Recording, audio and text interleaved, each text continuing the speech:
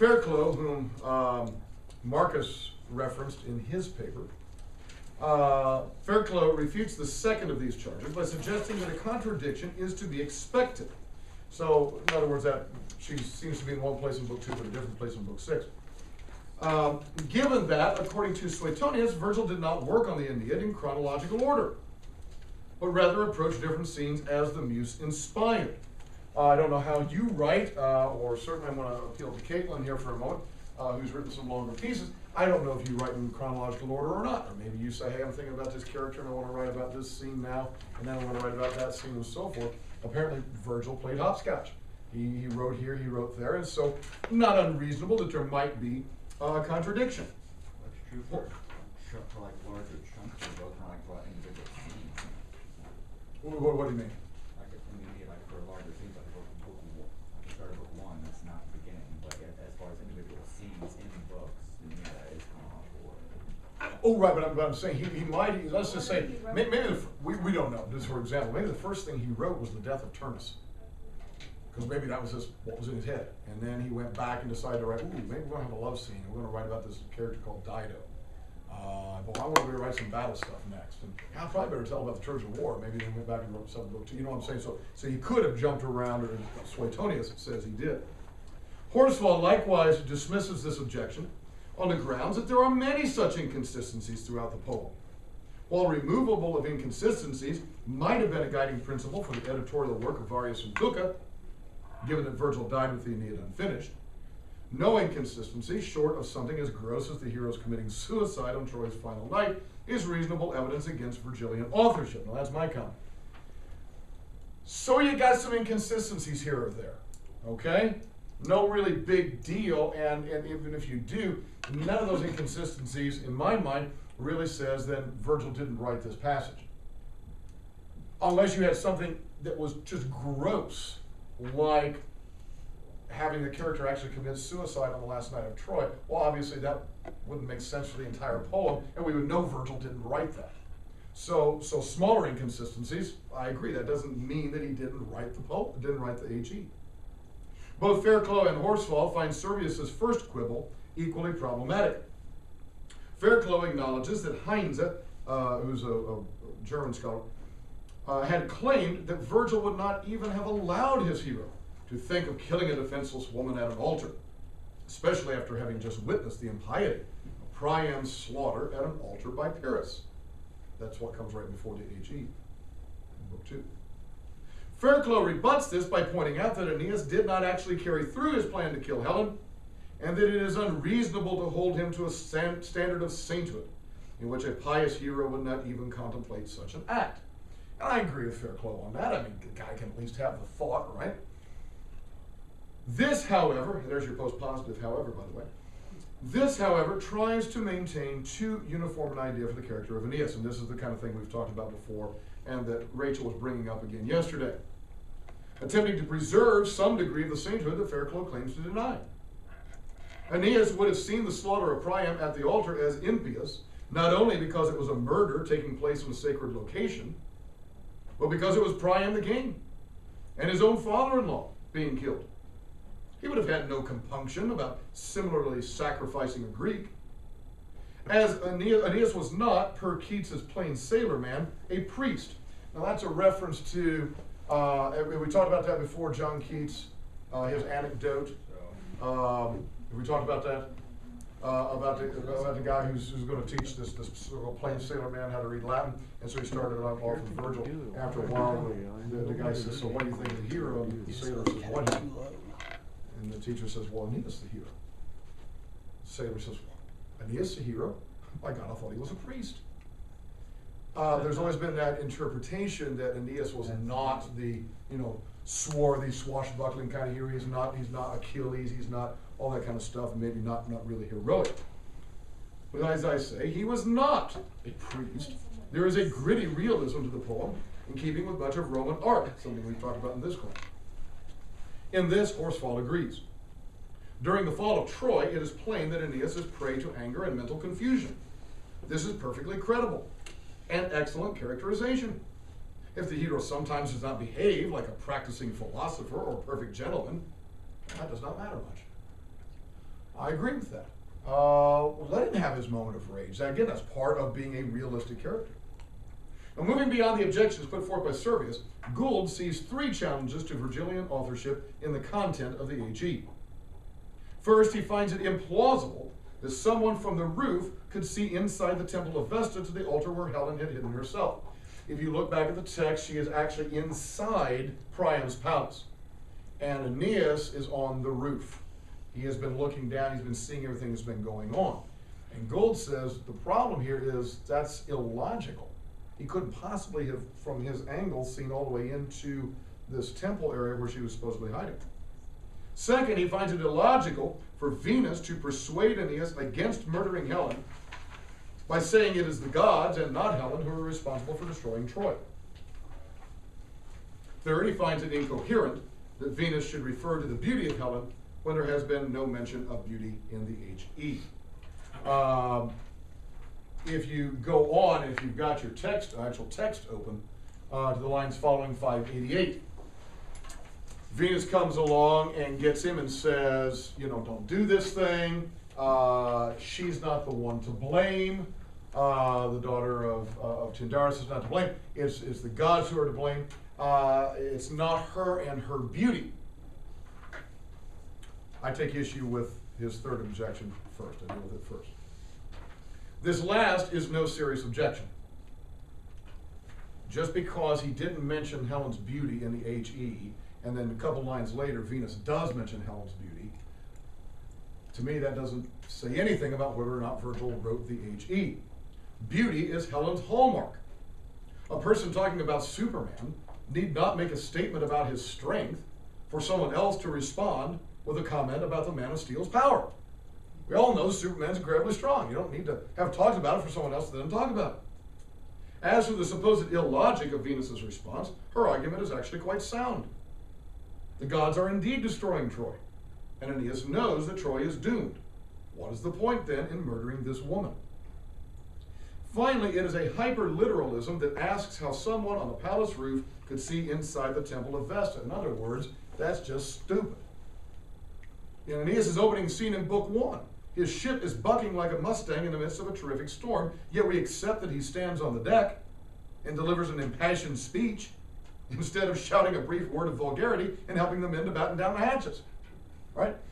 In the actual circumstance, he would have shouted out a word that I've never taught you and I never will, and then would have started helping the men, tie stuff down because they're getting, beat up.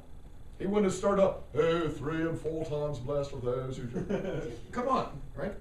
So, suspension of disbelief.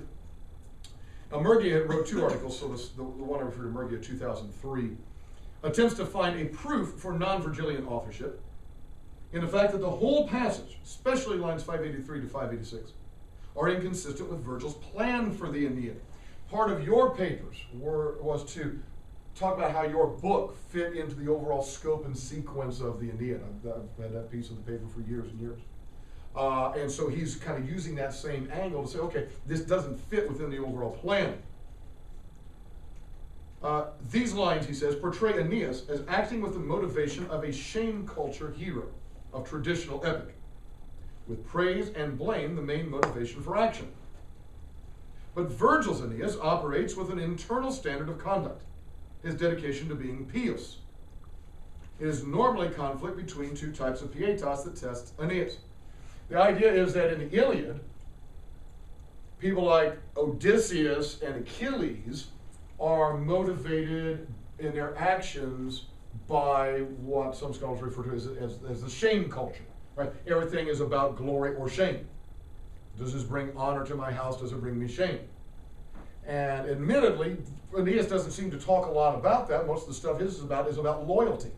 It's not about glory and shame, but it's about loyalty. It's about pietas. So he does have something of a point. However, as I respond, Aeneas is not so monolithic a character as all that. Meaning he's not just this one-note Charlie, pietas, loyalty all the time.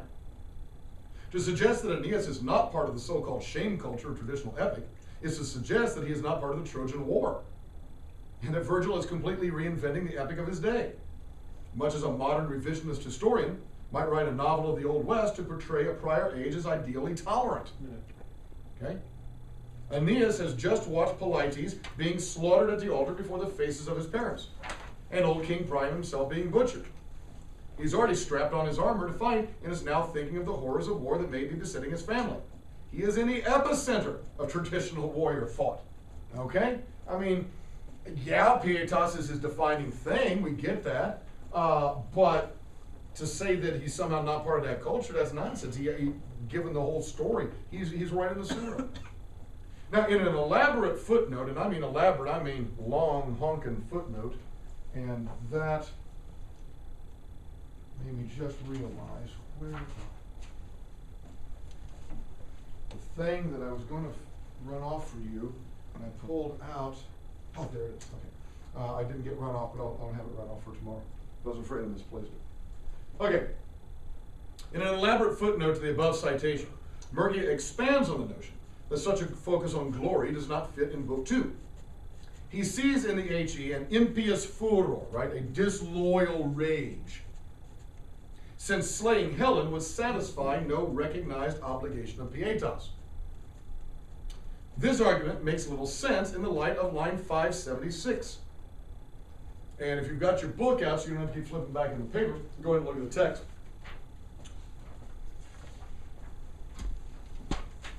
We'll all look at our books. Magical.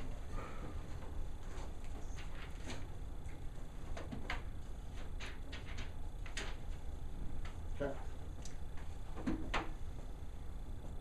This makes a little sense in the light of line 576, which clearly equates the exacting of punishment from Helen with avenging his country. Look at line 576. He refers to Olkiski patriam et sceleratas sumera poinas, to avenge the country and to exact her wicked punishment. He puts the two ideas together right there in line 576. And we all know that pietas is supposed to be towards your patriam, right? Your country, toward the deos, towards your familion. So his notion that killing her doesn't satisfy any notion of pietas is nuts. Because right there, in line 576, clearly in Aeneas' mind, it would be. Right? Patria et Dei et Familiae constitute the triune object of Aeneas' pietas. Furthermore, both Jupiter and Mercury make explicit references to motivation of glory in 4.232 and 272. Aeneas, while uniquely motivated by pietas, does not ignore matters of glory. Okay, again, that's his unique thing, pietas. But it doesn't mean he's not motivated by gloria as other characters are. Now, not all analyses of content, however, have been directed toward refuting Servius or denying Virgilian authorship of the HE. Beginning with Servius, it has been observed that sudden reference to Helen in 601 makes little sense if some mention of Helen had not just been made. All right, everybody look at line 601. Okay? Line 601, non tibi Tindaridas facies in Luisa Lacaina, the daughter of Tyndaris, right? Line 601, that is Helen. Well, if you cut out 568 to 588, if you completely cut that section out, then there is no reason to have just to mention Helen out of the blue in line 601. So she has to have been in some piece before that. On this point, both Fairclough and Austin agree. Austin goes further by pointing out that the cum clause of 589, and look at that, I just got to say, this isn't just stuff that we talk about in the high school class. We've been talking about cum clauses since second year. But believe it or not, professional scholars do talk about cum clauses, and they're going to talk about specific points of grammar later, as you will see. The cum clause of 589 makes no sense without some passage preceding. Likewise, he observes that the continuit of Venus in 593, in a reference to indomitus eros, which means unconquerable anger, in 594, are incoherent without the HE. So she goes and tells Aeneas, hey, stop this crazy rage, stop thinking that it's the fault of Helen. If you didn't have the HE there, none of that would make any sense. Okay? This is true also, he notes, of her admonition that Aeneas think of his family in 596, given his thoughts about his family in 560 and following. Now, Gould summarizes a theory advanced by Henry and Corte that the first version of Book 2 went straight from 567 to 624, but that upon reflection of how passive his hero looked, Virgil may have written an addition of which the HE was part. Now, this gets highly speculative. It's suggested that initially there was this huge gap. All right, so the R lines didn't exist, and even some of the other lines after 588 did not exist. And that Virgil went in and put a passage back in. That may have all been done after he'd written the initial part. We can conclude that from a perspective of narrative analysis, it is clear Book 2 is incomplete without the HE. Such analysis is ultimately inconclusive, however, regarding the authorship of the HE or its reason for omission if Virgilian. Okay, so here's where we come at the end of the first piece of looking at this.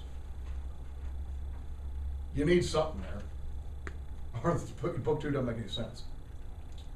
Now, we're still no closer to knowing whether Virgil wrote it, if it simply wasn't there, and that's further evidence of its incompleteness, and maybe someone else between Virgil and Servius in the 5th century wrote it, and somehow Servius got it in his head that Virgil had written. We still don't know, at least as of this moment, as of page 10, we don't know.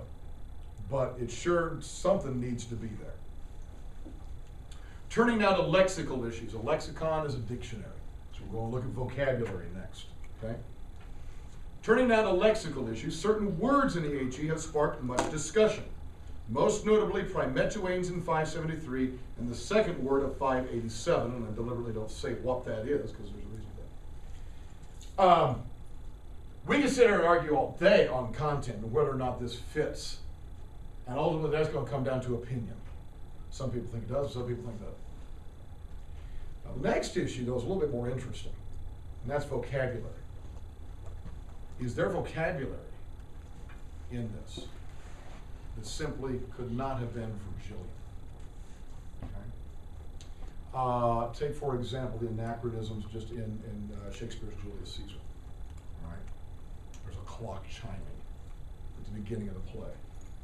They wouldn't have had a clock chiming in ancient Rome. Right? So we know, for example, the play Julius Caesar couldn't have been written in antiquity because there was no clock chiming. And of course, there's no English either. But so if we find weird vocabulary in this passage, then maybe that's a clue that Virgil did not write it and someone else did. Norden had observed that primetuanes occurs only here in Virgil. This word, primetuanes, and you can see it right there in line 573, it doesn't occur anywhere else in all of Virgil. It only occurs, boom, right there. But Shipley well refutes this as any evidence of non-Virgilian authorship. He, Shipley, notes that of 37 words prefixed by Pry in the Virgilian corpus, and you've got to understand now, folks, there are people who sit and go through and count up every stinking word in works like this. Control F. Now, in today's age, piece of cake. But folks, and especially the Germans were the ones who were great at this, there are giant books, filled, just word lists. How many times did Virgil use the word et and where? How many times did he use sed, amo, etc.? They just combed through, and this was all done by hand. All done by hand. This was laborious scholarship. This is PhD stuff. This is what these guys were doing, okay? And so this guy is counted up every time there's a word that begins with P-R-A-E in all of Virgil, and that includes the eclogues and the Georgics. And there's only 37 words prefixed by Pry. And of those, more than half either do not appear in the Aeneid or appear only once. This leads him to conclude that, quote, the single occurrence of primetuanes is not at all surprising.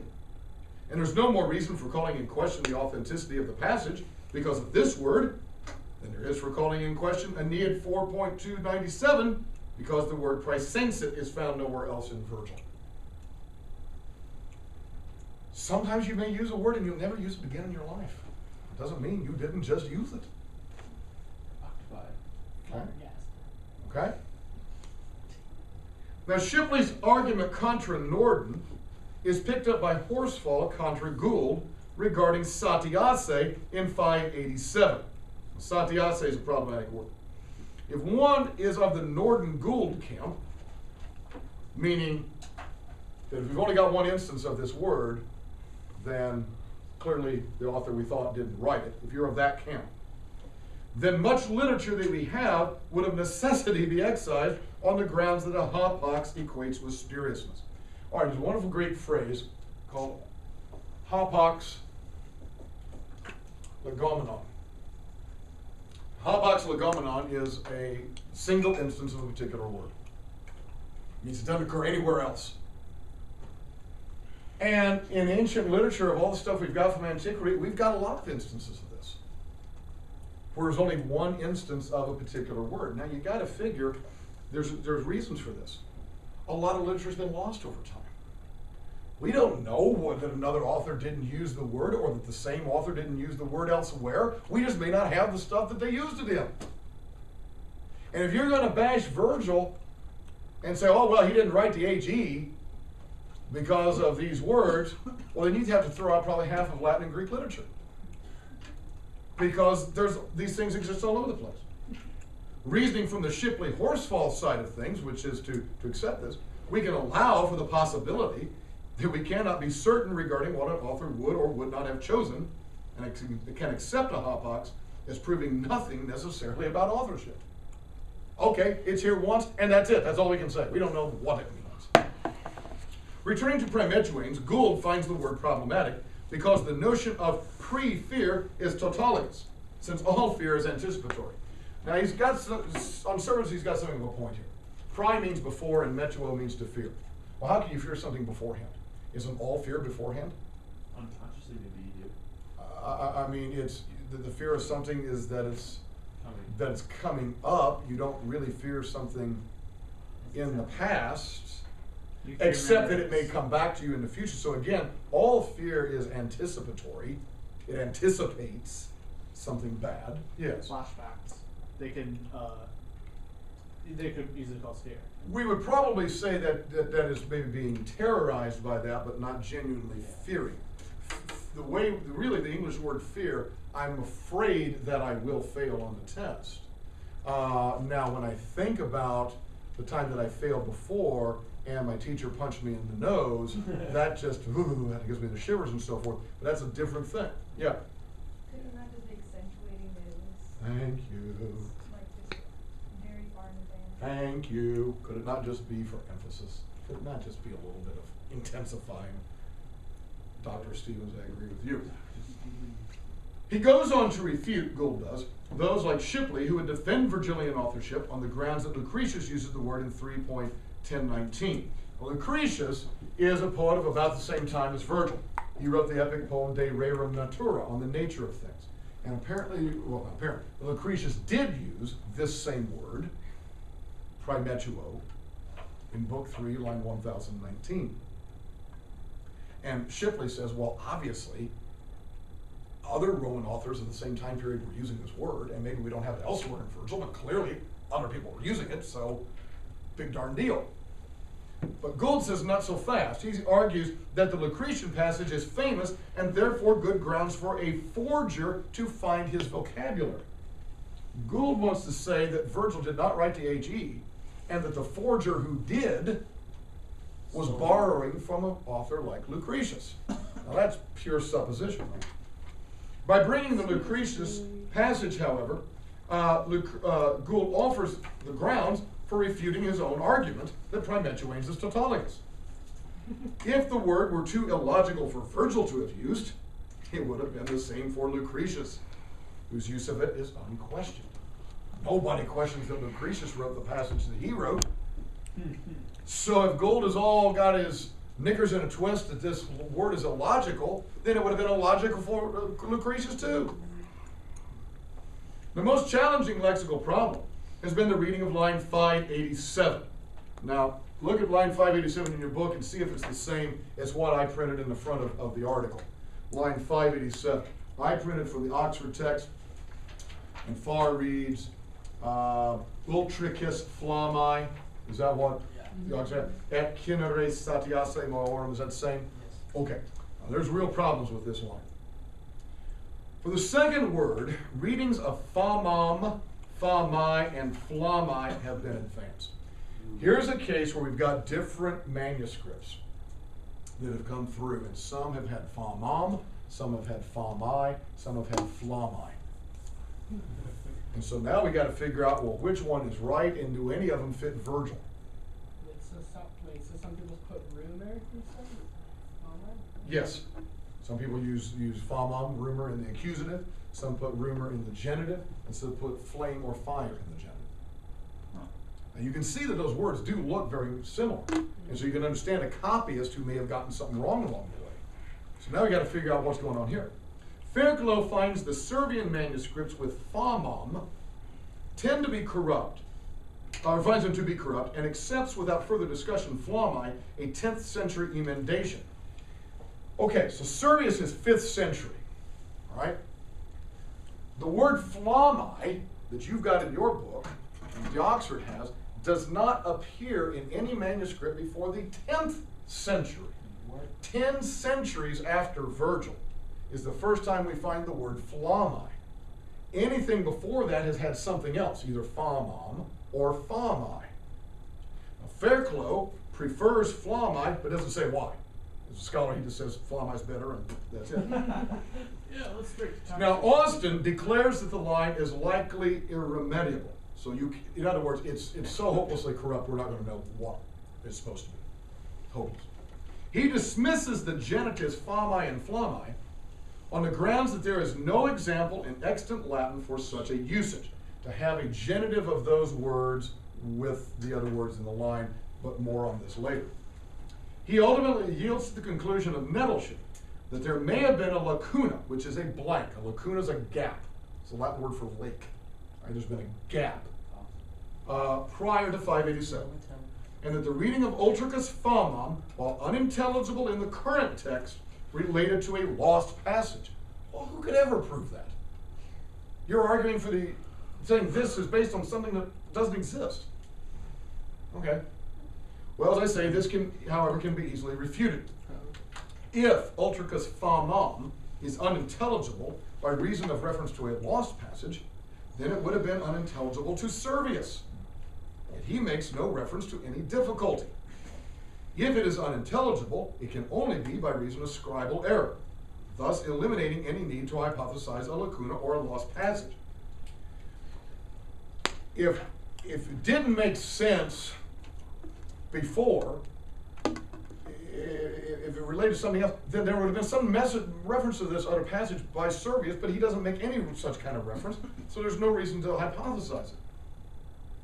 The issues surrounding the reading of 587 are closely linked to syntactical matters, and it is to this we turn next. So we're going to move from the vocabulary issues, which, for my money, don't hold any water. I don't think any of the vocab issues really sway, at least don't sway me, against Virgilian authorship. We're now going to talk grammar and syntax. Renahan begins by agreeing with Murgia that Ultricus flamai is the correct reading, but is careful to note, quote, the first duty of anyone who supports flamai here is to make perfectly clear from the outset that in so doing, he's defending not a genuinely transmitted lectio, or reading, but a conjectura, a conjecture, found in a 10th century Servian manuscript. Now I'm going to go, before we get on this, I'm going to say, yeah, I think flamai is right. I think flamai is probably the right word. Even though the earliest existence of flamai is not until a 10th century manuscript. I think it probably gotten corrupted along the way, and somebody happened to correct it in the 10th century, and that person in the 10th century got it right. My hunch is it probably was flamai way back when. Yeah. Does it translate to my avenging flame? Yeah, well, Or yeah, my avenging yeah, flame? something like that. I think flames. Yes, and again, I think so too. Given this, he acknowledges that the primary objection to flamai rests in what is perceived to be an impossibility of syntax, namely that there is no other attested use of explera with the genitive. Now, you want to talk about swing tags, sound, word order, imagery, meter, tone, allusions, and grammar. This is how scholars use grammar to try to understand a passage, okay? So, line 586, animumque explesse juvabit ultricis flammae. It will help juvabit to have explesse animam, to have filled up my spirit of an avenging flame. That sounds weird in English, so we'd probably want to say with an avenging flame. And the thing is, say the scholars, there is no other example of explera, the verb, being used with a genitive case anywhere. Not just in Virgil, anywhere in Latin. And so if that's the case, then it might seem unlikely that Virgil would have used such a construction.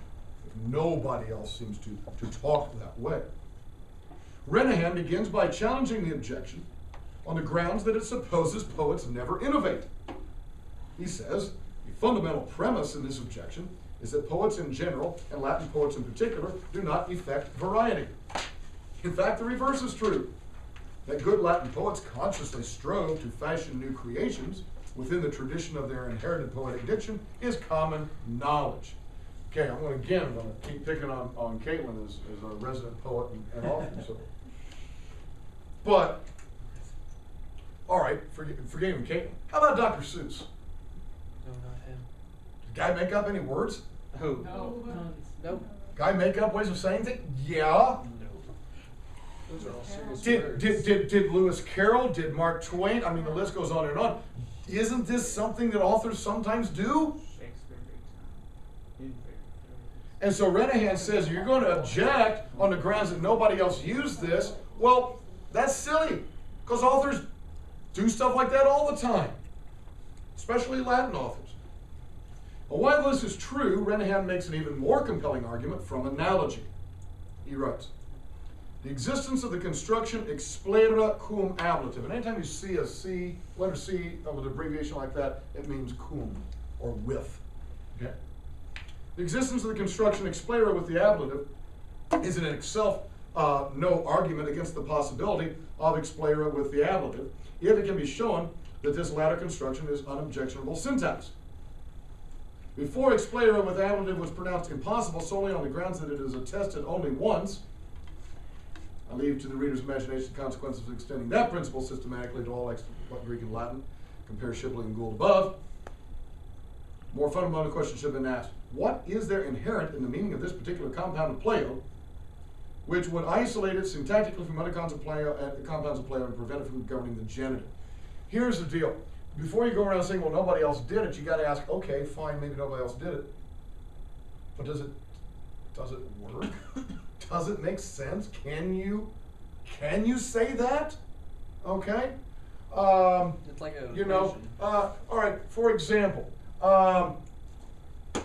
if I said something, I paperclip you. Okay? Man. Now, nobody, I don't know that that expression exists in English. I've never heard anybody say that. I've never heard anybody use paperclip as a verb. And I've never heard anybody use it in a personal way like that, sort of as an offensive thing. I paperclip you. But here's the thing. Is there really anything inherently insensible about that? You could probably figure out what it means. I don't know that there's anything inherently insensible, because clip can be a verb. I can paperclip papers and things.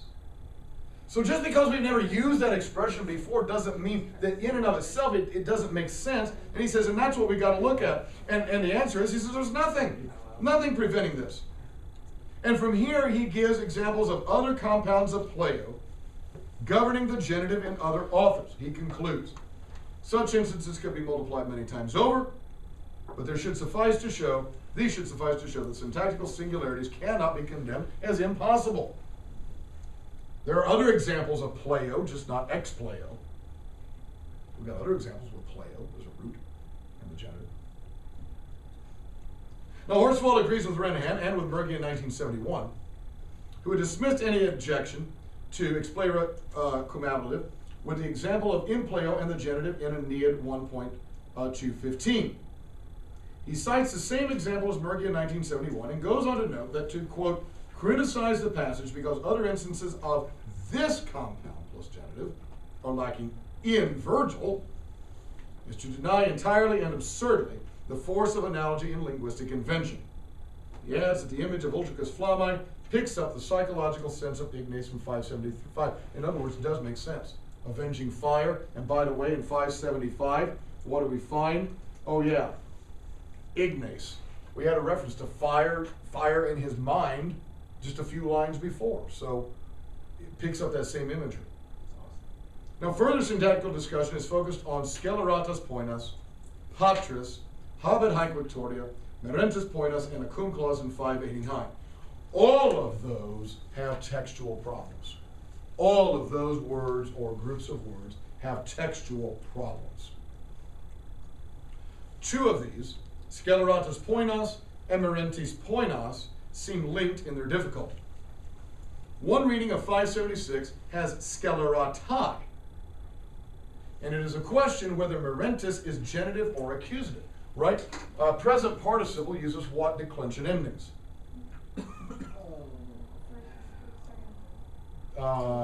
First and second are for perfect passive participle.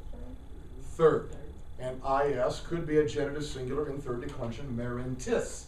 But we've also pointed out that those third declension adjectives in the accusative plural can have that long is and be a form of merentes. And quite honestly, you can't tell here. We can't tell, even by scansion we can't tell, whether the I of merentis is merentis short or merentis long. We can't tell.